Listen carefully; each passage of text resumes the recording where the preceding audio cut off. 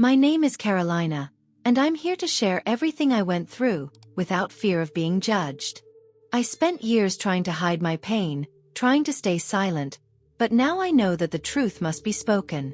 Today, I speak for all the voices that have been silenced, for all the people still carrying an invisible burden but who deserve to be heard. I will tell my story, no matter how difficult, because I believe that in doing so, I can help others find freedom too. If my testimony touches your heart, leave a comment below telling me where you're listening from, and feel free to share your message. I'll read every single one with love. Looking back, I see how my life began wrapped in an aura of purity, innocence, and blind faith. I was raised in a strict, traditional Catholic family. My mother, Dona Isabel, was a woman of unshakable faith. She always said her mission on earth was to teach me the path of God and that if I followed the Church's doctrines, I would have a blessed life. From a very young age, I felt both the weight and the honor of carrying my mother's pride. My father, Mr. Eduardo, was always a distant figure. Physically present, but emotionally absent.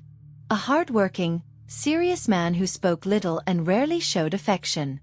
When he did, it was cold and formal, as if it were just part of his family duties. I can't say he was a bad man, but he was incapable of understanding the emotional subtleties of a child. And to me, that created a void too big to ignore. My childhood was marked by rituals, daily prayers, and almost military discipline. My mother made sure I knew every prayer by heart, from the Lord's Prayer to the Creed, and that I took part in all the parish activities.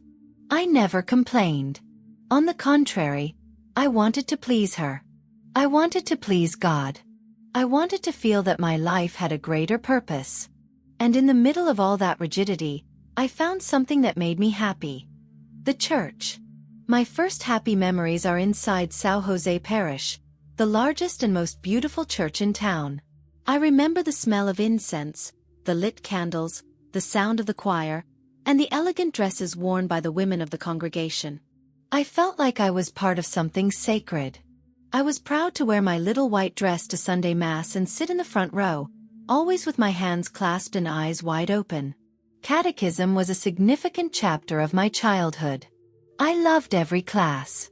I remember Sister Teresa, who had infinite patience and a kind smile, always encouraging us children to learn about the Word of God. Every little lesson felt like a treasure to me. And when the day of my first communion finally arrived, it felt like heaven had come down to earth. The feeling of purity, the emotion of receiving Jesus for the first time. I cried without fully understanding why, but I felt I was doing something grand. My mother, right by my side, also cried. That day will forever be engraved in my heart. But there was one person who held a special place not only in my heart but in the heart of the entire town. Father Julio. Young, charismatic, with a soft voice and words that touched the soul of anyone listening. He knew exactly what to say to move people. During Mass, I would watch his every move in awe. He was respected, admired, and to many, almost a living saint. Father Julio had a warm and welcoming presence, especially with children. He was always approachable, paid attention to everyone, made light-hearted jokes after services, and participated in all the community events. It was common to see him in the town square, surrounded by children, telling Bible stories in a captivating way. To me, he was a role model, someone who spoke in the name of God with such confidence that there was no room for doubt in his voice. I wanted to please God, yes, but I also wanted to please Father Julio. I felt proud when he praised me in front of everyone for my dedication in catechism, or when he said I would be a great servant of God. Those words made my young heart overflow with joy. And although I didn't realize it at the time, those words were leaving deep marks on my soul. I can't fail to mention Marina. Oh, Marina. My childhood friend, almost like a sister. Our mothers had been friends since they were young, and we had been inseparable since birth. She was a bit more rebellious than I was, maybe because she came from a less strict home. Still, she was always with me at Mass, catechism meetings, and every church event. We shared innocent games, secrets, and dreams. Marina dreamed of becoming a teacher and talked about teaching children to read and write. Deep down, I dreamed of being a missionary, traveling the world to spread the word of God. Our friendship was pure, sincere, and full of laughter, the kind that makes your stomach hurt. When I was with her, I felt I could be myself without fear, without pressure. There was a beloved tradition in our town.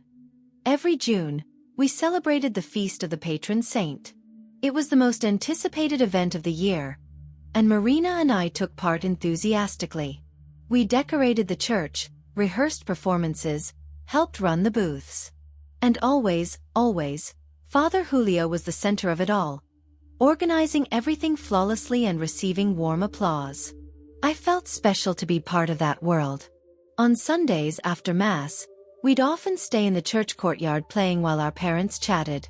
And it was common for the priest to approach us, ask about our studies, quiz us on catechism, even give us small biblical challenges. When I got the answers right, he would place his hand on my head and say, "You are a very special girl, Carolina. God has beautiful plans for you." Those words echoed inside me. And more than anything, I wanted to live up to them. I felt chosen. Proud. At home, my mother always reinforced that idea. "Daughter, Father Julio is a blessed man. Always listen to what he says. He knows what's best for you." My father, as always, simply nodded in silence, buried in his newspapers. At home, my mother always reinforced that idea. "Daughter, Father Julio is a blessed man. Always listen to what he says. He knows what's best for you."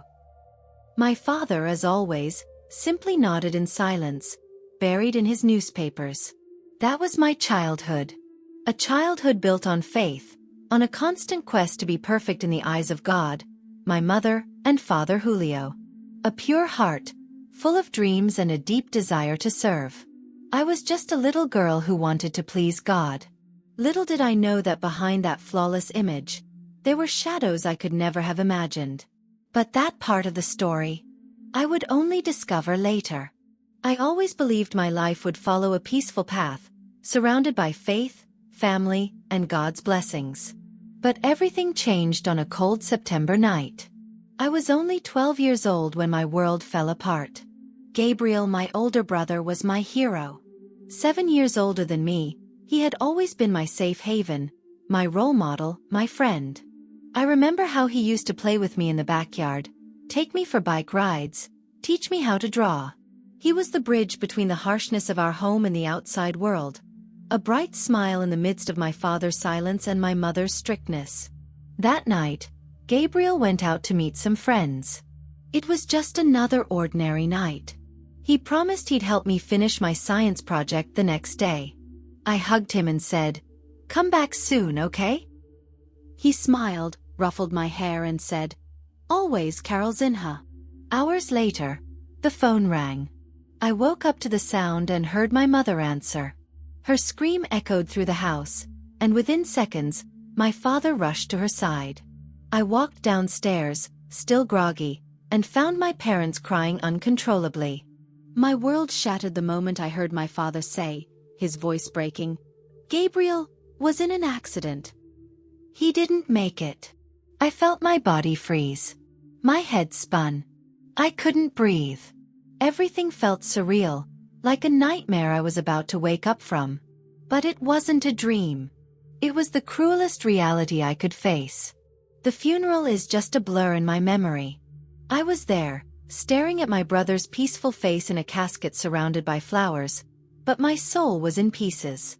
People came to hug me, whispered words of comfort, but I couldn't hear any of it. I just wanted it all to be a lie. I just wanted to hear his voice one more time, feel his hug again. In the days that followed, the pain settled in with unbearable weight. My mother locked herself in endless prayers. My father withdrew even deeper into silence. And I was lost. I couldn't understand why God had taken my brother. Why him? Why so young? I went to church every day, knelt at the altar and cried, begging for answers. I pleaded with God to explain the reason behind such a tragedy. It was during this time that Father Julio drew even closer to me. He had already been a figure of spiritual guidance, but now he became my refuge. After Mass, he would ask to speak with me. I'd break down crying, and he would always say, "God has a plan, my child. You must trust." At first, those words comforted me. It felt good to have someone who listened, someone who welcomed me when everything seemed to be crumbling. Father Julio invited me to attend private meetings, saying he wanted to help me find peace. And I, so innocent, saw it all as an act of kindness. I began going to confession almost every day. I needed to talk. I needed to understand. With every confession, I poured out my pain, my despair. Father Julio would listen attentively, place his hand on my head, and pray over me for long minutes, telling me that God was purifying me. As the weeks went by, his gestures grew more intimate. He started hugging me for longer periods, stroking my hair as I cried, saying sweet things I had never heard from an adult other than my mother or brother. "You're strong, Carolina. God has chosen you for something great." I wanted to believe it. And deep down I did. After all, he was a man of God. One day, after Sunday Mass, he asked me to go to the parish office. He said he wanted to pray with me in private so I could find true comfort. I entered the room, filled with sacred images and old books. He closed the door, lit a candle, and we began to pray. In the middle of the prayer, he gripped my hands tightly, looked into my eyes and said, "You are burdened, my daughter. You need deliverance." I nodded, confused. He asked me to close my eyes and began praying loudly. His voice sounded soft, but at the same time firm, as if he had divine authority. Suddenly, I felt his hand on my shoulder. Then it slid down my back. My body froze. My heart started racing. I opened my eyes frightened, but he continued in a calm voice. "Don't be afraid. God is using me to heal you." I wanted to believe him. And at the same time, something deep inside me screamed that this wasn't right. But I didn't have the strength to react. I was fragile, vulnerable, and he knew it. In the following days, he started calling me more often for these prayer sessions. Always in his office. Always behind closed doors. He said the Holy Spirit needed to work deeply to remove my pain, and only then would I find peace. And during those sessions, the touches became more frequent, more intimate, though disguised as spiritual gestures. I felt ashamed. I left those sessions confused, with a desire to cry, but with no courage to tell anyone. How could I? Who would believe me? He was Father Julio, the most respected man in town. I was just a grieving girl. Fragile, vulnerable, confused. Maybe I was wrong. Maybe I was misinterpreting everything. And in my pain, in my desperate search for comfort and answers, I found myself trapped in a cycle I couldn't escape from. A cycle where spiritual comfort became entangled with something I couldn't quite understand, but that was already wounding me from within. All I wanted was my brother back. All I wanted was my life back. And without realizing it, I had opened the door for the enemy to act through the very last person I would have ever suspected. I don't know exactly when my search for spiritual comfort turned into a nightmare I couldn't wake up from. The pain of losing my brother was still suffocating me, and I kept going to church, looking for answers that never came. One rainy Wednesday afternoon, after catechism class, I went to the confessional. My heart was heavy. I felt guilty even for breathing. I felt like I wasn't strong enough, like I was failing God for not being able to overcome Gabriel's death. Father Julio greeted me with that warm smile and, as he had so many times before, asked me to kneel. I started confessing my sins, my doubts, the fear that consumed me, and he just listened silently, with a serene expression. That's when everything changed. He asked me to leave the confessional and go to his office, saying he could help me better there. I obeyed. After all, he was the priest, my spiritual guide. In the office, he turned off the main light, lit a candle, and said we would do a prayer of deliverance. He asked me to close my eyes and repeat the words he said. Suddenly, I felt his hand on my shoulder, then sliding down my back. My body tensed. When I opened my eyes, he was kneeling in front of me, his hands moving toward my legs. I pulled back instinctively, but he grabbed my wrists. "Calm down, my child," he said softly. "This is part of the healing process. The Holy Spirit is working through me." I wanted to scream, but my throat closed up. I was confused, ashamed, on the verge of tears. My hands trembled, my legs felt numb. He continued, "You carry many impurities, Carolina. You need to be purified. God chose me for this. If you don't allow it, your soul will remain tormented." I just nodded, not knowing what to do. When it was over, he hugged me and whispered in my ear, "Don't tell anyone. People wouldn't understand. They'll say you're lying, that you want to tarnish the church's name. No one would believe you." I left that room with my heart crushed, my eyes full of tears, and a heavy weight on my shoulders. I walked out into the church courtyard, sat on a bench, and cried silently. I didn't understand what had just happened. Was it God working? Or something terrible? I was only 12 years old, and I felt dirty, guilty, small. The next day, my mother noticed my distant expression and asked what was wrong. I just said I was tired. I couldn't tell her. How could I? She idolized Father Julio. To her, he was a holy man. A few days later, I met Sister Celia, a seemingly sweet nun, soft-spoken and always smiling. After Mass, she called me into the sacristy and asked if I was okay. She said she had noticed my sad expression. For a moment, I felt a flicker of hope. Maybe she could help me. I wanted so badly to tell someone what had happened. But just as I began to speak, she placed her index finger over my lips. "Shoo!" she whispered. "Don't say anything that could harm the work of God. Father Julio is a man of faith. Sometimes God works in ways we don't understand. Accept it, my child. Accept it and pray." That was the moment I realized I was alone. No one would hear me. No one would help me. Time went by, and I began to fall apart emotionally. I couldn't sleep well, had constant nightmares and anxiety attacks. Sometimes I locked myself in the bathroom and cried until I couldn't breathe. I started avoiding my family, especially my mother, who continued to admire Father Julio without suspecting a thing. Marina, my childhood friend, also noticed my withdrawal. She tried to get me to play, to talk, but I kept pushing her away. I was afraid that if I got too close to someone, they might get hurt too. And besides, I felt ashamed. A shame that burned inside me. How could I tell someone something I didn't even fully understand? At school, my performance plummeted. I had always been a focused and dedicated student, but now I couldn't pay attention in class. The teachers' voices mixed with the echo of Father Julio's voice in my head. During recess, I sat alone in a corner, staring into space while Marina tried in vain to pull me back to the world. At home, my mother started getting irritated with my apathy. She lectured me, said I was being ungrateful to God, that my sadness was due to a lack of prayer. My father, as always, remained silent. I felt trapped in a dark maze with no way out. The sessions with Father Julio continued.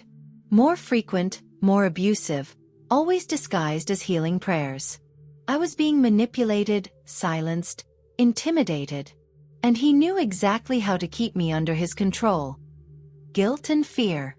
"If you tell anyone, no one will believe you," he would repeat in a soft but threatening tone. "You would destroy your mother's faith." Those words were like invisible chains, keeping me from escaping. My body got sick. My emotions got sick. I started pulling away from everything and everyone. And the silence, that deafening silence, became my only companion. The secret I carried started to consume me from the inside, like a silent poison. I was just a girl trying to survive the pain of an irreparable loss and the trauma of something I couldn't even name. The more time passed, the heavier it became, until it was unbearable. The nights were the worst. I'd lie in bed and as soon as I closed my eyes, I relived every moment in that office. Every word whispered by Father Julio. Every touch disguised as a blessing. My sobs were muffled into the pillow so my mother wouldn't hear. And even when sleep finally came, it brought nightmares. Chaotic images of fire, judgment, guilt, and fear. Depression took hold of me. A hollow emptiness settled in my chest, growing deeper with each passing day. I didn't want to leave the house anymore. I didn't want to study. I didn't want to go to church, though I was forced to. My grades collapsed. I, who had always been praised for my dedication, now only heard complaints. I started self-harming. At first, just light scratches on my legs, hidden under my clothes. Then deeper cuts on my arms, which I hid with long sleeves, even on the hottest days. It was a strange way of easing the inner pain, of feeling like I still had control over something, even if it was my own suffering. I reached the point of planning the end. One night, I took some pills from my mother's cabinet and sat on the edge of the bed, crying quietly. I looked at Gabriel's picture and silently apologized. I just wanted the pain to stop. I wanted peace from all of it. But at the last second, trembling and terrified, I couldn't go through with it. I flushed the pills down the toilet and cried until I had no strength left. The next day, my mom noticed my swollen face and asked, "Are you sick, Carolina?" "No, Mom. I'm just tired," I replied, avoiding her eyes. She, blinded by her devotion to the church and her admiration for Father Julio, never saw beyond what she wanted to see. To her, everything I was feeling came down to a lack of faith. And instead of comfort, her words were always demands. "You need to pray more, daughter. God is testing you." I wanted to scream that it wasn't that. I wanted to tell her everything. And one day, I gathered the courage to talk to Marina. She was my last hope. I waited for the right moment, after school, while we were walking home together. My heart was beating so hard it felt like it might explode. "Marina, I need to tell you something." She looked at me, curious. "What is it, Carol?" I took a deep breath, but my voice came out trembling. "Father Julio. He did things to me. Bad things. I don't know what to do." Marina stopped walking, staring at me wide-eyed. For a moment, I thought she was going to hug me. But instead, her face twisted in outrage. "Carolina, how dare you say something like that? That's blasphemy." "I'm not lying," I tried to insist, tears streaming down my face. "Shut up," she shouted. "You're sick. God is going to punish you for this." She turned her back on me and ran off, leaving me alone in the street with a hole growing inside my chest. My world was crumbling all over again. The only person I trusted had turned her back on me and accused me of blasphemy. From that day on, I gave up trying to speak. I shut down completely. I started going to other parishes, trying to avoid Father Julio's gaze, trying to find peace somewhere else. But the truth was, I felt spiritually trapped. In every church, every mass, every sermon, I heard echoes of his voice. Even in a different sanctuary, the smell of incense made me nauseous. The words, healing, and deliverance, filled me with guilt. I would kneel, pray, ask for forgiveness, for something I wasn't even sure was my fault. Sometimes, I just wanted to vanish from the world. My emotional health kept deteriorating. I lost a lot of weight. My clothes hung loose on my body. My mother would say, "You're getting weak because you're not praying enough. You need to surrender to God." But I didn't even have the strength to get out of bed. School became a burden. My teachers called my mother to warn her about my apathy and failing grades. She cried in front of them, but never suspected the real reason. She'd only say, "It's just grief from losing her brother. She'll get over it." But I knew I wouldn't. Not like that. I began to avoid any contact with Marina. She had told some classmates that I spoke badly about the priest, and was lost in sin. I became the target of judgmental looks and whispered comments. I felt invisible, and yet completely exposed. The weight of the secret was crushing me, and I carried it alone. Every night, with what little faith I had left, I begged God, please take me away from this. Please free me from it. But the silence was deafening, and I kept sinking. The burden of that secret kept suffocating me, and I no longer knew where to look for help. Every door felt shut, and my soul was trapped in a maze of guilt and loneliness. That's when life, in its strange and mysterious way, placed someone in my path who would change everything. I was in a downtown bookstore, one of the few places I still found refuge, even without the strength to read. I would just stay there, surrounded by books and silence, trying to feel invisible. And it was there that I accidentally bumped into a woman with a tired face but deep eyes, as if she too carried something that was crushing her from within. "I'm sorry," I murmured, gathering the books that had fallen. She gave a soft smile, and something in her gaze made me uneasy. It was as if somehow she knew me. "You're Carolina, aren't you?" she asked quietly. I nodded, surprised. "I'm Luciana," she said, hesitating. "I used to be an altar girl at the parish a few years ago." I stayed silent, unsure what to say. Then suddenly, her voice dropped and she asked, "Did Father Julio ever do anything to you?"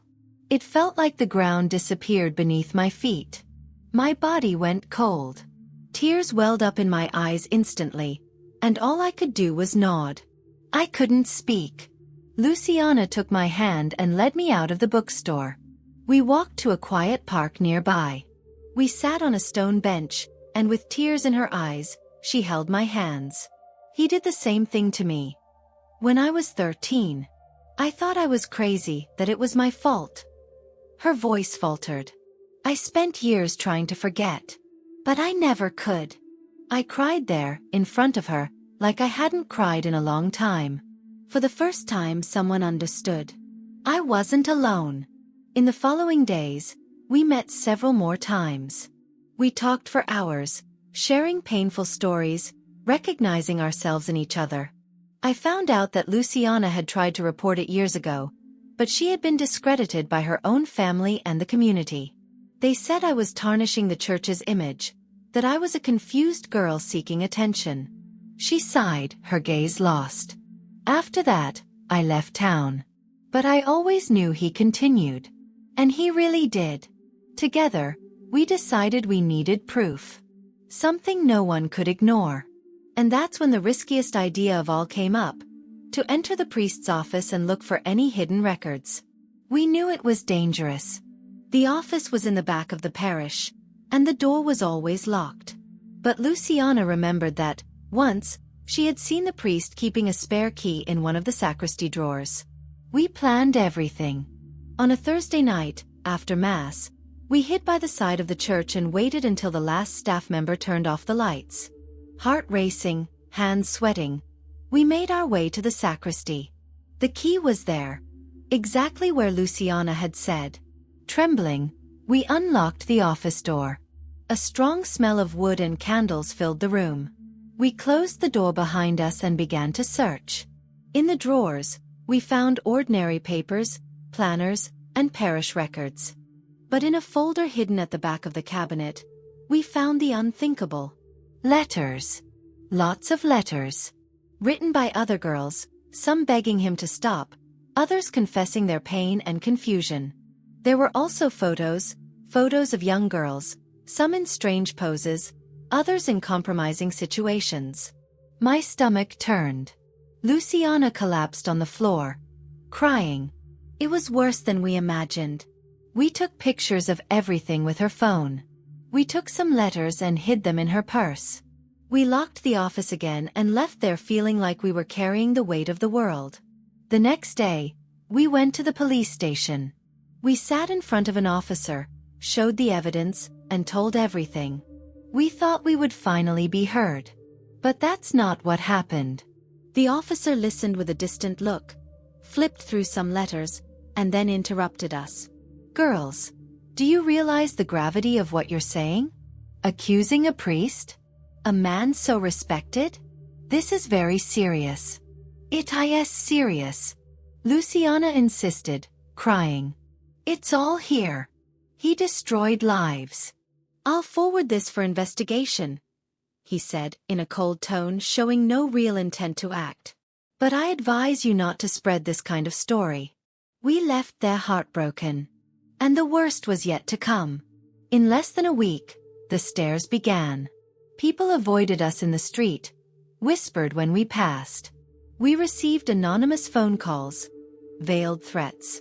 You're messing with something much bigger than you realize, said a male voice on the other end of the line before hanging up. Luciana's front door was spray-painted with the word, liar. My mother received an anonymous letter saying I was shaming the family and disrespecting the faith. When she showed me the letter, her eyes were full of tears. Why are you doing this, Carolina? She asked, disappointed. Why do you want to destroy the church that gave you so much? I tried to explain, but she turned her back on me. Father Julio used all his political influence to silence us. People who once greeted us on the street began pretending they didn't know us. Marina blocked me on all social media. Luciana and I met in secret, afraid of being followed. The weight of that discovery, which should have been the beginning of justice, turned into another nightmare. But even afraid, we knew we couldn't give up. Something inside us screamed that the truth had to come out, no matter how high the cost. And that was just the beginning of the battle. The weeks that followed our failed attempt to report him were the darkest of my life.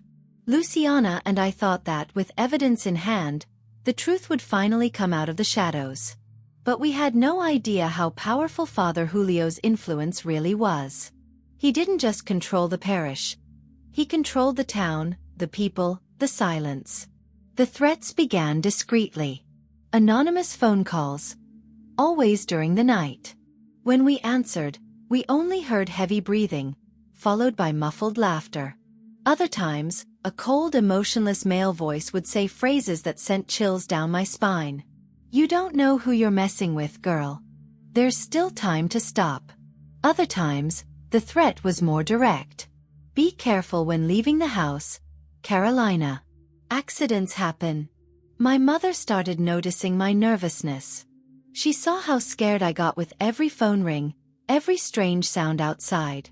But instead of supporting me, she began to suspect me. What have you been up to, Carolina? She asked one night, with a suspicious look that hurt me more than any anonymous threat. I tried to tell her again, but she just shook her head in disappointment. I raised you to be a girl of faith, and now you're dragging the name of a man of God through the mud? I don't recognize the daughter I raised. My own mother's rejection hurt more than all the threats combined. I had always tried to be her pride, and now I was the reason for her shame. Marina, my childhood friend, who had been my safe haven so many times, also completely withdrew. Influenced by her family and pressure from the church, she cut all ties with me. One day, I had the courage to go to her house. I rang the bell, and her mother answered. Marina's not home, she said coldly. I can wait? I asked, trying to keep my voice steady. No. And she asked that you don't look for her anymore. You're confused, Carolina. Don't spread lies. The door was slammed in my face. Alone and scared, I began having endless nights of crying and panic. The nightmares became constant. In my dreams, I saw Father Julio's distorted face, his words echoing in my mind, mixed with cruel laughter and muffled screams. I'd wake up in the middle of the night, my body trembling and my heart racing. Luciana also began to be harassed. Her car was scratched with insults. One night, someone threw a rock through the window of the house where she lived, along with a handwritten note. You will lie all the way to hell. One night, while returning from the pharmacy, I heard footsteps behind me. The hurried, insistent sound froze me. I quickened my pace, but the sound sped up too. When I looked back, a man with his face partially covered was just a few meters away. I ran. I ran with all my strength, without looking back, hearing only my heavy breathing and pounding footsteps.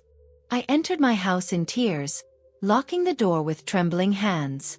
My mother came into the living room, startled by my state. "What happened?" she asked. "Someone followed me. I almost—" The words were broken by sobs. "This is your fault," she exploded. "I warned you that you were messing with dangerous things. You're reaping what you sowed." I couldn't believe what I was hearing. She blamed me, abandoned me, and still made me feel responsible for the terror I was living in. That night, I couldn't sleep. I sat at the edge of the bed, staring out the window, waiting for something or someone to appear. Fear took over me. I wasn't safe even inside my own house anymore. Luciana, crying on the phone, confessed to me. "I can't take it anymore, Carolina. They know where I live, where I work. I have no peace."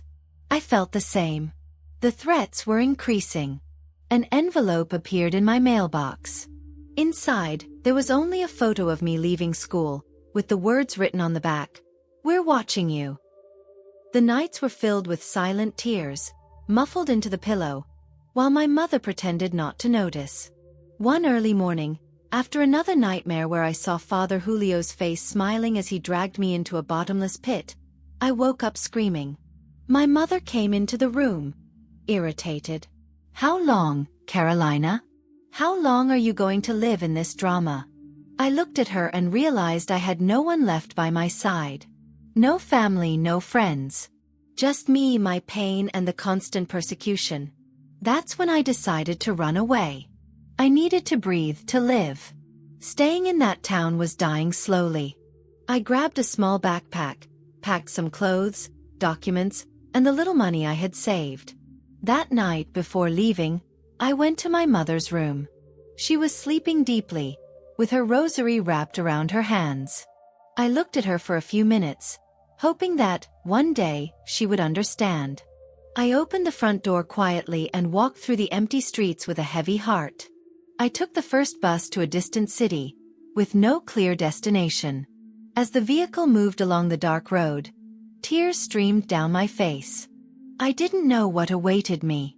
But at that moment, anywhere was better than the hell I was living in.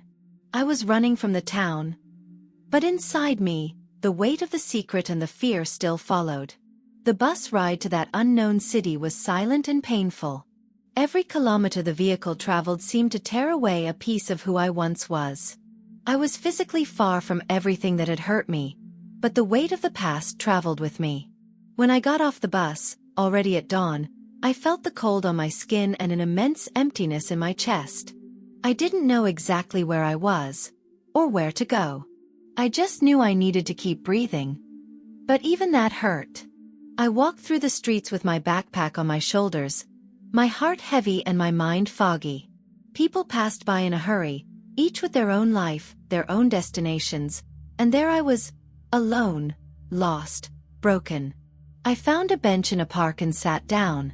The world seemed to spin around me, and my body felt heavy. I had no strength. I didn't want to fight anymore. I spent hours there, staring at the ground, reliving scenes I wanted to erase forever. The following days were even harder. I stayed in a small shelter, sharing a room with other women, each with their own pain, stories, and silences. I tried to look for a job, but my empty gaze and deep exhaustion gave me away. I ate the bare minimum to survive, spent the nights awake, crying in silence, afraid of the future and missing a past that, despite being painful, was still the only one I knew. Then, on a gray and rainy afternoon, I reached my emotional limit. I couldn't take it anymore. The loneliness crushed me, the guilt suffocated me, and the fear paralyzed me. I took the few pills I had in my backpack, sleeping pills I used to try to get some rest, and went to a bench in the square. The world felt distant, the sounds muffled, the colors faded. I looked up at the cloudy sky and murmured, "God, if you really exist, forgive me. I can't do this anymore." I held the pills in my hand and, through tears, brought them to my mouth. But before I could swallow, I heard a soft yet firm voice. "Daughter, what are you doing?" Startled, I looked to the side. A woman, with a simple appearance but a gaze full of compassion, was beside me. She wore a knitted sweater and held an umbrella that shielded both of us from the light rain. She knelt down, took my hand and said, "This is not the end. God brought you here because He has something much greater for you." I broke down. I cried like I had never cried before. She held me in a warm maternal hug, as if she knew exactly the pain I was carrying. Her name was Helena. Pastor Helena, as I would later learn. She took me to the small church where she served. A simple place, with no luxury, no ornate altars. Just a modest hall with chairs, a pulpit, and a welcoming atmosphere. She gave me a towel to dry my face, a hot tea, and sat beside me. "I don't know what you've been through, Carolina," she began gently, "but I know that God didn't bring you here by accident. You could have given up. But He didn't let you." I told her everything. Between sobs, cracks in my voice, and painful silences, I opened my heart like I never had before. She listened to everything, without interrupting, without judging, just squeezing my hands tightly and crying with me. When I finished, I expected to hear the same phrases I'd always heard. It was a test. Pray more, don't spread lies. But Pastor Helena simply hugged me and said, "What you went through was not your fault. It wasn't God. It was man, corrupted, using God's name for evil.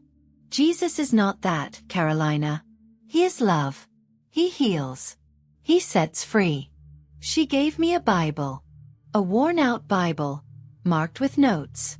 And there, that night, I read for the first time words that didn't feel like a burden, but like relief. "Come to me, all you who are weary and burdened, and I will give you rest."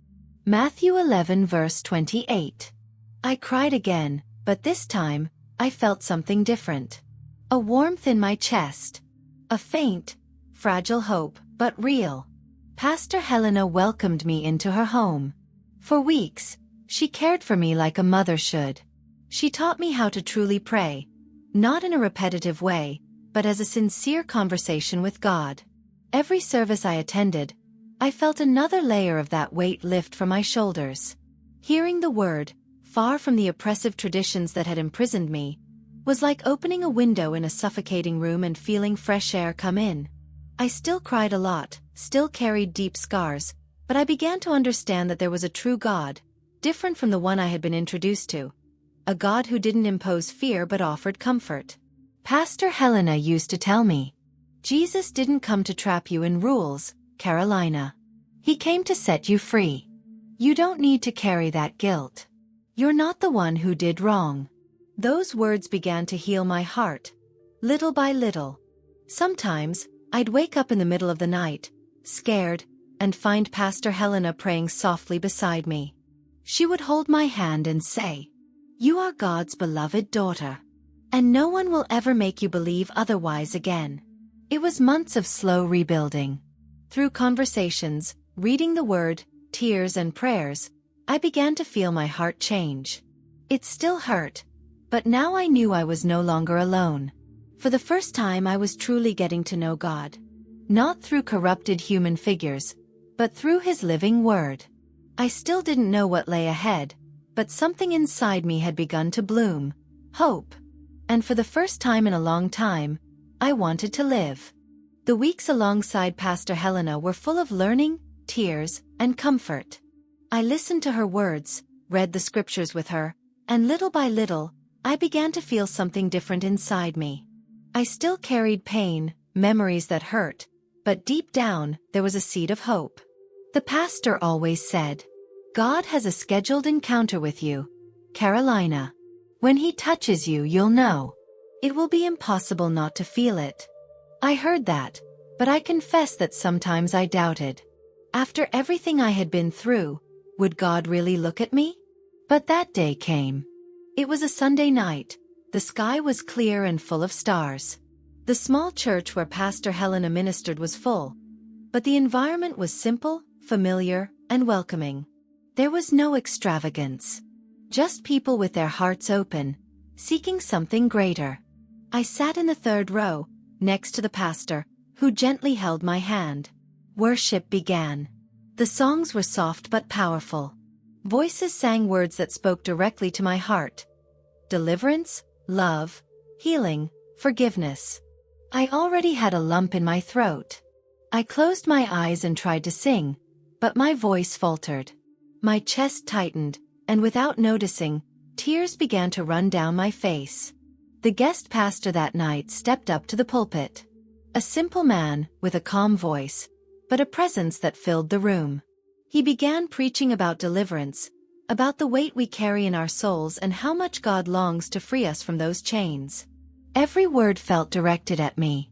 Maybe you're here tonight feeling like you carry a weight so heavy you can barely breathe.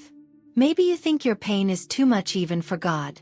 But I want to tell you, Jesus is here.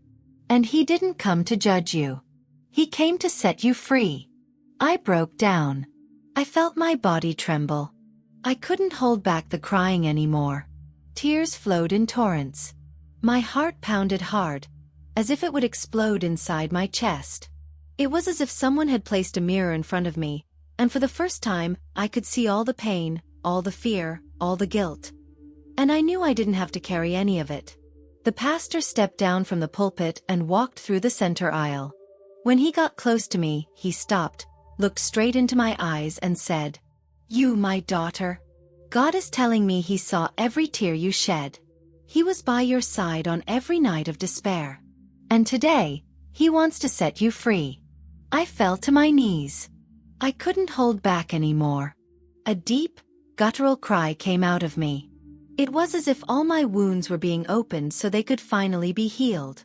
I felt a presence so strong, so real, it seemed to surround me completely.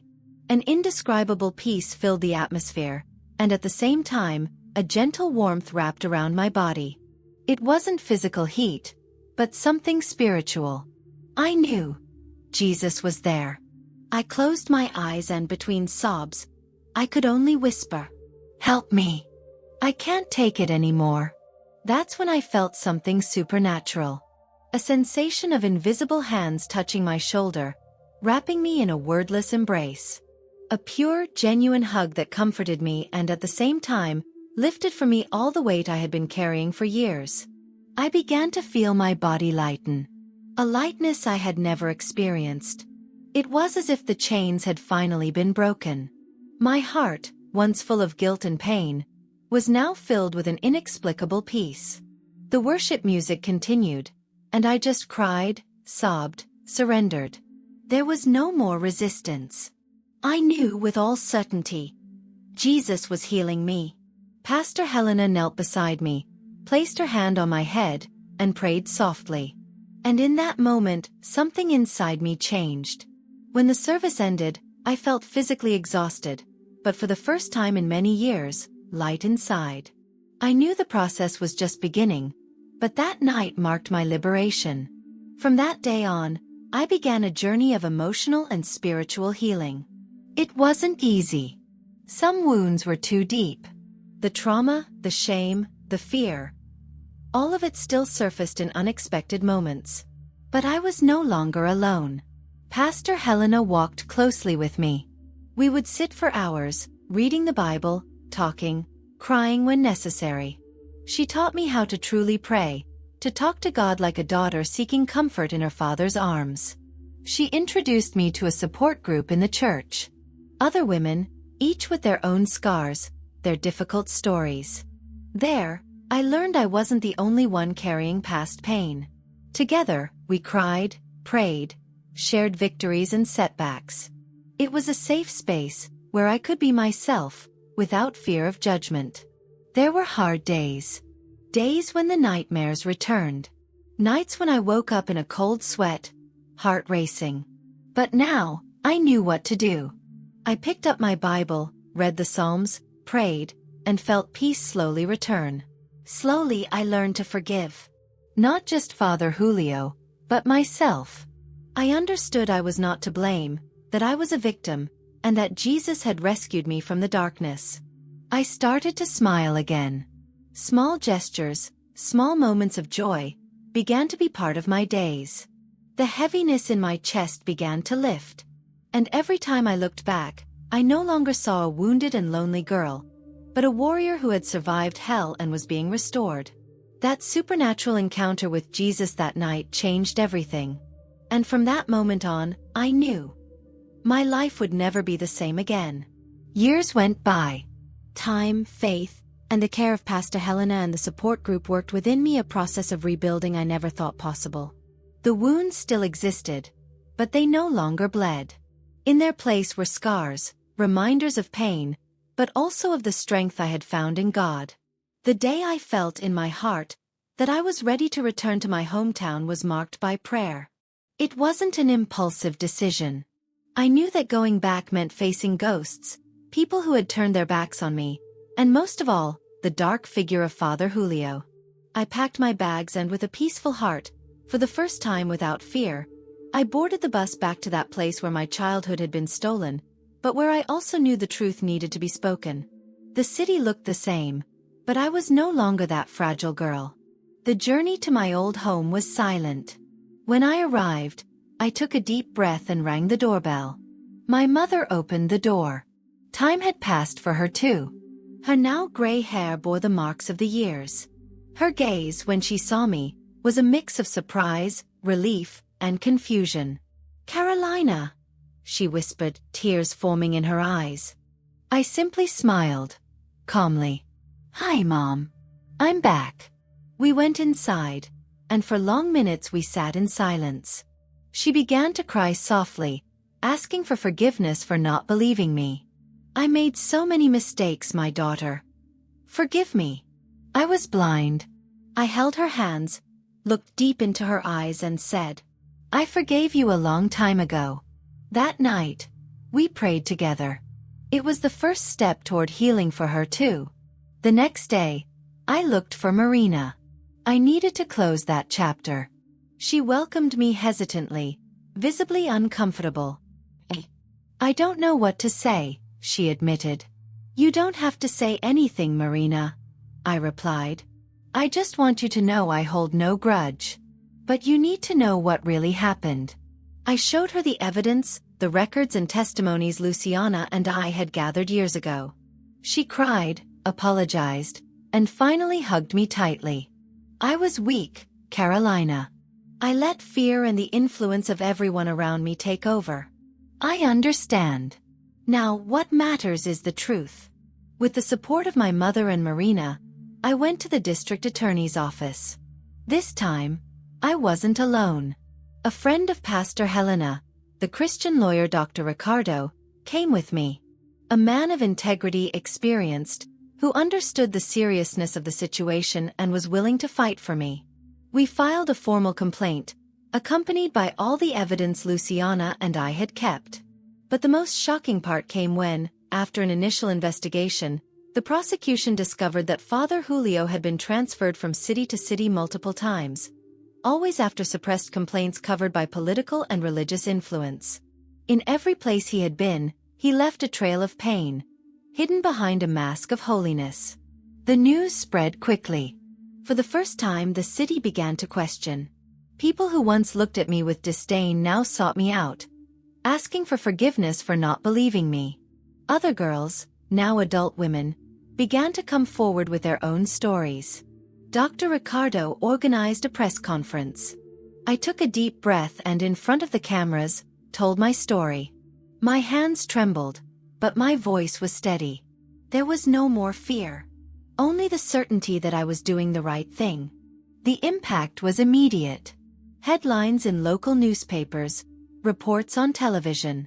The case gained national attention.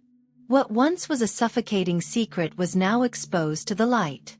The trial took place months later. I was there, sitting in the front row, with my mother and Marina by my side. Luciana came too, strong and steady. Father Julio was finally unmasked. His arrogant gaze couldn't withstand the weight of the evidence and the testimonies. So many voices silenced for years were now united in a chorus of truth. When the judge read the guilty verdict, Tears ran down my face. It wasn't just the conviction of a man. It was the end of a cycle of pain, manipulation, and abuse. He was sentenced to prison. And I at last felt free. I left the courtroom with a light heart. I looked up at the sky and for the first time in many years, gave thanks. Thank you, God. Justice has been done. But I knew my mission was only beginning. After the trial and the conviction of Father Julio, the city changed. The mask had fallen, and little by little, silence was replaced by courageous voices, telling stories that had long been suffocated. But more than earthly justice, something even greater began to happen within me. True healing, the kind only God can provide. My mother was one of the first to seek that same path. For months, she battled the guilt of not believing me, of leaving me alone in my worst moment. Many nights, I found her crying in her room, kneeling before the crucifix, asking for forgiveness. One morning, I sat beside her, held her hands and said, "Mom, I forgive you. I understand. You were deceived too. You believed in the goodness of someone who used God's name to do evil. But now, what matters is that we look forward." She cried, hugged me tightly and said, "Thank you for not giving up on me, my daughter. You taught me the true meaning of faith." Marina, who had turned her back on me for so long, also sought reconciliation. One day, she invited me for coffee. We sat face to face, and she could barely speak. Her eyes were red, and her voice trembled. "I was a coward, Carolina. I was afraid. Afraid of being rejected, afraid to face the truth. And I ended up abandoning you." I held her hand and smiled. "You were just a girl, Marina. And deep down, I knew that one day you would understand. I forgive you." She cried, hugged me and said, "You're the strongest woman I've ever met." Luciana also found her path to restoration. She decided to go back to school, got a degree in psychology, and began working to help other abuse survivors. We became close friends, united not only by pain but by a shared mission to turn scars into purpose. As for me, I couldn't simply move on with life without sharing what God had done for me. The pain that once silenced me now became my greatest tool for transformation. With Pastor Helena's support, I began studying theology. Within a few years, I became a preacher and minister of inner healing. Every time I stepped onto a pulpit and told my story, I saw tears in the eyes of people who often carried hidden wounds of their own. In every church I visited, I made a point of repeating, churches are institutions made by men, and men fail. Men fall short. But God is perfect. Don't put your blind trust in men, no matter how holy their robes or titles may seem. Trust in Jesus Christ. Only He will never disappoint you. At many gatherings, women would come to me after the service, crying, telling similar stories still hidden by fear. I would hug them, pray with them, and say, "You're not alone. I've been where you are now. But God lifts us up. Always." I look at my life today and I see a miracle. The girl who once wanted to give up now brings hope to others. Every tear I cried has become seeds of healing, sprouting in the hearts of people who thought they had no way out. My mother has become my greatest intercessor. Marina, a faithful and present friend. Luciana, my soul sister, walking with me through many of these encounters, helping other women reclaim their dignity. Closing this testimony, I speak with an open heart. Man's justice may fail, but God's justice never fails. The time of silence is over. Today, I am a voice for those who still can't speak. If you, reading or listening to me now, carry hidden pain, a heavy heart, know this: Jesus is ready to set you free. It doesn't matter what was done to you. It doesn't matter how long you've been hiding your tears. He sees. He hears. And He heals. The church, the walls, the institutions. All of that is earthly and flawed. But God's love is perfect. Don't place your faith in people. Place your faith in Jesus Christ. He is the only way, the only truth, the only life. I am Carolina. And today, I live to say, there is healing, there is forgiveness, there is life after pain. And the freedom God offers us, no one can take away.